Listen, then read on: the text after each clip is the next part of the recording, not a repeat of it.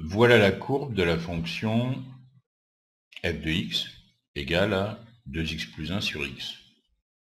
Bon, comme on peut le constater, c'est que quand x tend vers plus l'infini,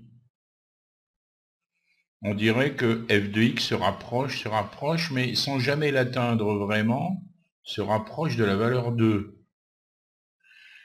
De la même façon, quand x tend vers moins l'infini, f de x aussi se rapproche sans arrêt de la valeur 2. On pourrait le voir encore mieux en zoomant, mais en mode réduction. Voilà, on voit sans arrêt cette courbe ici qui se rapproche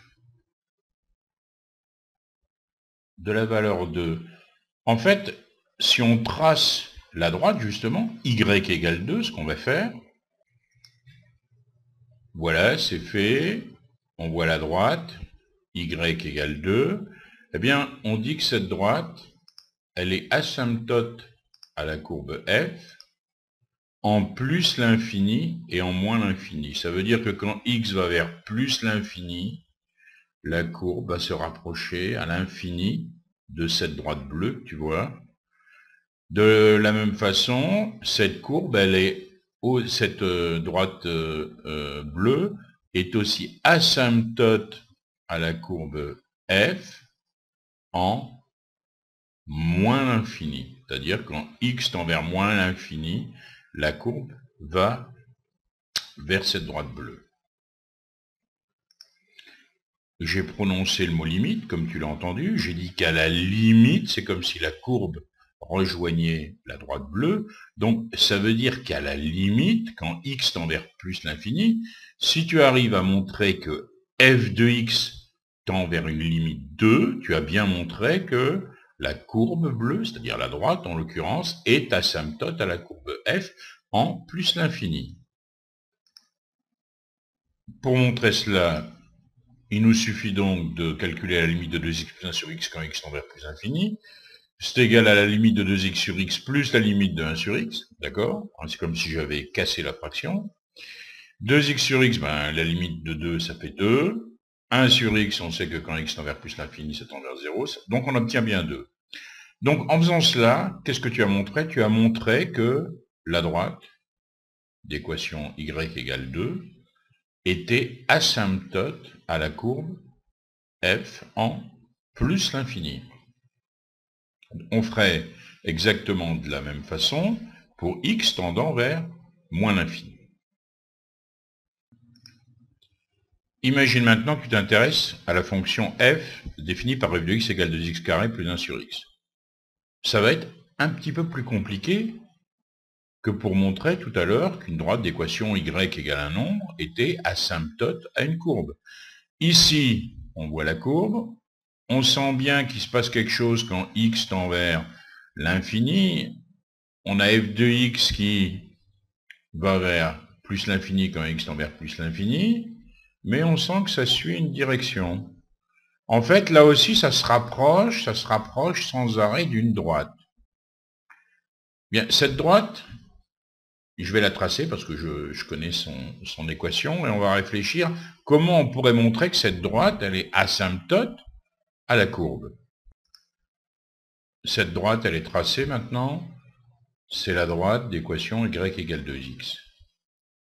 Alors, donc ça, c'est l'autre partie de ta demande. C'est-à-dire, dans le premier cas, c'était très simple, on montrait que la limite, c'était un nombre, quand x tendait vers plus ou moins l'infini.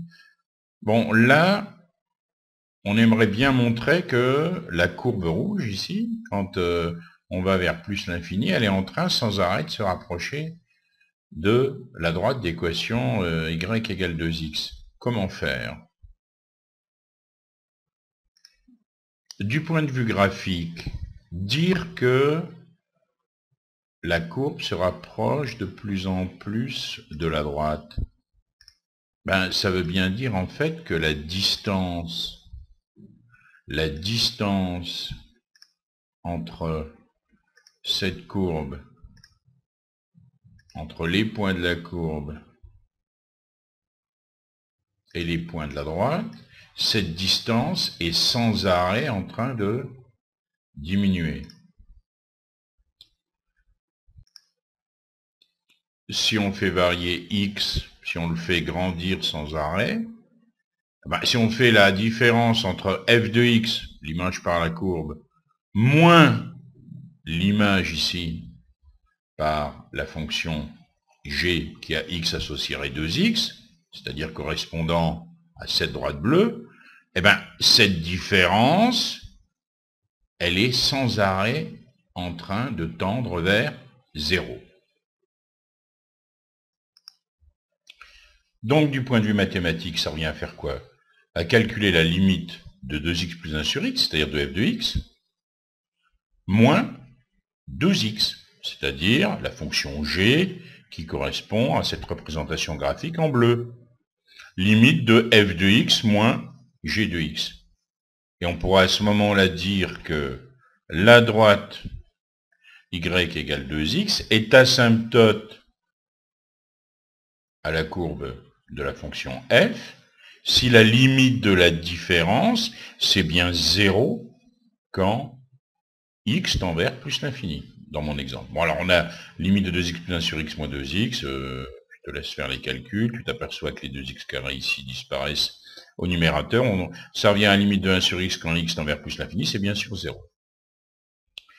Donc, quand on a une asymptote comme ceci, qu'on appelle généralement une asymptote oblique, on est obligé à ce moment-là, pour montrer qu'elle est véritablement une asymptote, de calculer la limite de la différence entre la courbe et la droite en question.